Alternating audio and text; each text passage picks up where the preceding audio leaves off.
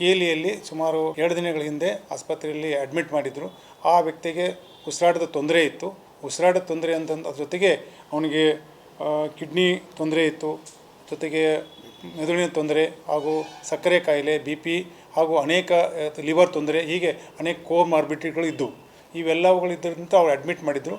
ಅವ್ನು ಅತಿ ಉಸಿರಾಟ ತೊಂದರೆ ಆದ್ದರಿಂದ ಅವರು ಕೋವಿಡ್ ಟೆಸ್ಟನ್ನು ತಮ್ಮ ರ್ಯಾಟ್ ಮುಖಾಂತರ ಅದು ಮಾಡಿದ್ದಾರೆ. ಅಲ್ಲಿ ಮಾಡಿದ ತಕ್ಷಣ ಅಲ್ಲಿ ಪಾಸಿಟಿವ್ ಬಂದಿದೆ ಮಣ್ಣಿ. ಆ ನಂತರ ಅವನಿಗೆ ರೋಗ ಹೆಚ್ಚಾದ್ದರಿಂದ ನಮ್ಮ ಒಂದು ಹೆಚ್ಚಿನ ಚಿಕಿತ್ಸೆಗಾಗಿ ನಮ್ಮ ಆಸ್ಪತ್ರೆಗೆ ಕಳಿಸಿಕೊಟ್ಟಿದ್ದಾರೆ. ಸೊ ನಾವು ನಿನ್ನೆ ದಿನಾಂಕ 28/5/2025 ಸುಮಾರು 4ರಿಂದ 4:15 ಗಂಟೆಗೆ ಆ ವ್ಯಕ್ತಿ ನಮ್ಮಲ್ಲಿ ಅಡ್ಮಿಟ್ ಮಾಡಿಕೊಂಡು ಅವನಿಗೆ ಬೇಕಾಗಿರ್ತಕ್ಕಂಥ ಚಿಕಿತ್ಸೆಯನ್ನು ಮಾಡಿದ್ದೀವಿ. ಜೊತೆಗೆ ಸ್ವ್ಯಾಬನ್ನು ಕೂಡ ನಾವು ಕಲೆಕ್ಟ್ ಮಾಡ್ಕೊಂಡಿದ್ದೀವಿ.